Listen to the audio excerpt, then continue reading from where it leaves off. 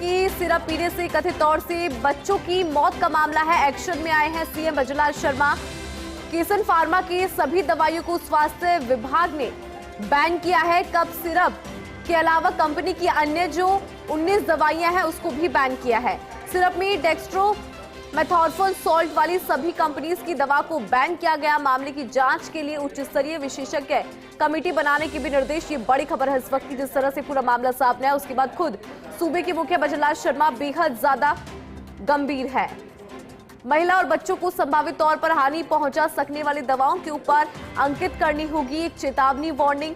मुख्यमंत्री ने स्वास्थ्य विभाग के अधिकारियों के साथ चर्चा के बाद निर्देश दिए।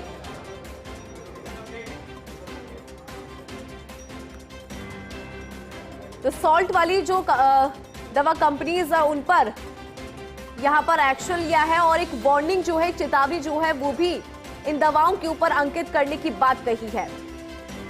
चर्चा के बाद यहां पर निर्देश दिए गए। खांसी की सिरप पीने से कथित तौर से बच्चों की मौत का ये मामला। एक्शन में आए सीएम बजरलाल शर्मा। किसन फार्मा की सभी दवाइयों को स्वास्थ्य विभाग में बैन किया है। कफ सिरप के अलावा कंपनी की अन्य 19 दवाइयों को भी बैन किया। ज्यादा जानकारी के साथ एसोसिएट एडिटर ऐश्वर्य प्रधान जुड़ गए हैं। ऐश्वर्य, देखिए जितना गंभीर ये मामला है उसकी गंभीरता को खुद मुख्यमंत्री बजरलाल शर्मा ने भी समझा है और इसीलिए इस तरह के निर्देश यहां पर दिए गए। कैसे देख रहे हैं इस पूरे मामले को? देखिए, मुख्यमंत्री भजनलाल शर्मा ने इस प्रकरण पे इतना बड़े एक्शन भी लिए हैं और आगामी दिनों में मैं जैसे हम थोड़ी देर पहले जब शाम को फोनों पर बातचीत कर रहे थे तो हम यही चर्चा कर रहे थे कि आज एक बड़ा एक्शन हो सकता है और हमें जिस बात का अंदेशा था वही हुआ।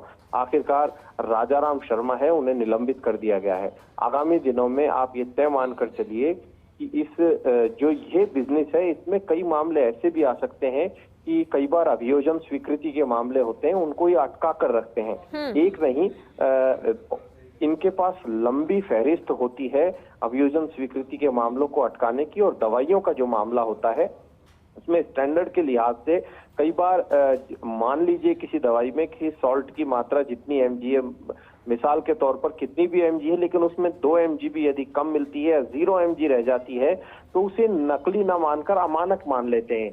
ये जो शब्द का इस्तेमाल किया जाता है ये स्टैंडर्ड के लिहाज से इसका जिक्र करते हैं। तो ऐसे जो मामले हैं उनमें ज्यादातर जो होता है वो नॉट ऑफ स्टैंडर्ड लिखा आता है जब दवाइयों की जांच होती है। तो ये मामला भी देखा जाएगा और उसके अलावा ये तय मानकर चलिएगा कि नकली दवाइयां यदि कहीं हैं और उनके खिलाफ एक्शन नहीं लिया जा रहा, यदि नकली दवाइयां कहीं से बिक रही है या नकली दवाइयां मार्केट में है, तो ये तय मानकर चलिए कि मुख्यमंत्री की आज की इस सख्ती के बाद आगामी दिनों में जो अभियान चलेगा उनमें कई लोग नपेंगे, कई के खिलाफ आपराधिक मामले भी दर्ज हो सकते हैं और ये मामला बहुत गंभीर है, लोगों की जान माल से जुड़ा मामला है। और चूंकि इस पूरे प्रकरण को लेकर आगामी दिनों में आसपास में भी यदि कोई शिकायत करता है, सरकार के पास शिकायत भेजता है कहीं की भी, तो उन पर भी एक्शन होगा। और जैसा कहा जाता है कि दवाइयों का भी एक माफिया काम करता है और वो माफिया तथाकथित लाइजनिंग की बातें भी करता है और वो लाइजनिंग करने वाले कई बार सरकारी कार्यालयों में भी दिख जाते हैं और जो कि इस तरीके की शिकायतें भी आ जाती है। तो हो सकता है कि आगामी दिनों में ऐसे लोग भी पकड़े जाएं।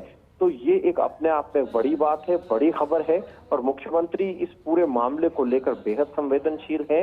और मुख्यमंत्री ने जैसे पिछली बार भी इस तरीके की कार्रवाइयां की थी, जैसे मिलावटियों के खिलाफ जो अभियान चलते हैं उनके खिलाफ मुख्यमंत्री ने हमेशा अधिक से अधिक अभियान चलाने की बात कही। दीपावली पर भी जो मिलावटी खाद्य पदार्थ बेचेंगे तय मानकर चलिएगा इस बार एक बड़ा अभियान चलेगा।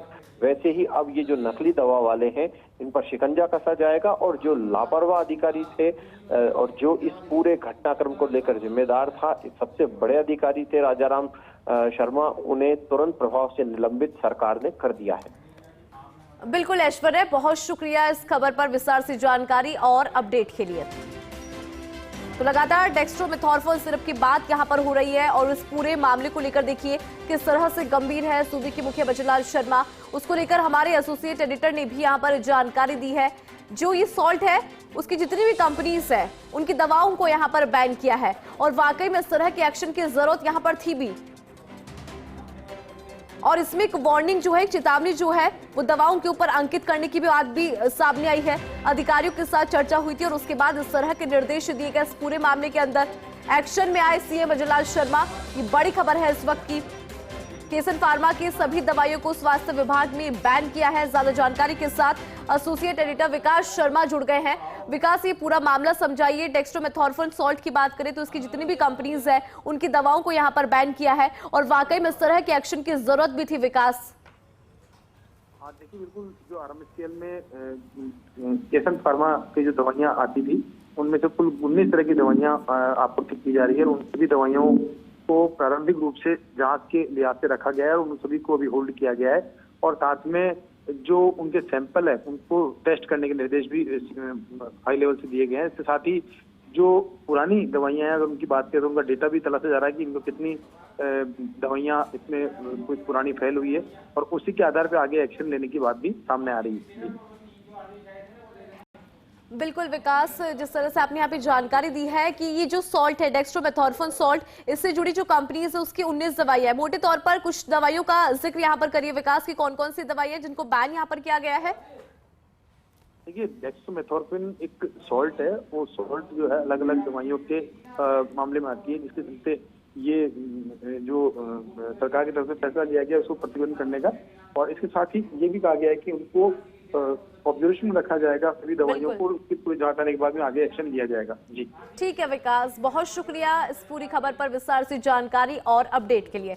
तो देखिए, एसोसिएट एडिटर विकास शर्मा ने भी इस पूरे मामले को समझाया कि किस तरह से यहाँ पर इस सॉल्ट से जुड़ी जो भी कंपनीज उनकी दवाओं को यहाँ पर बैन किया है।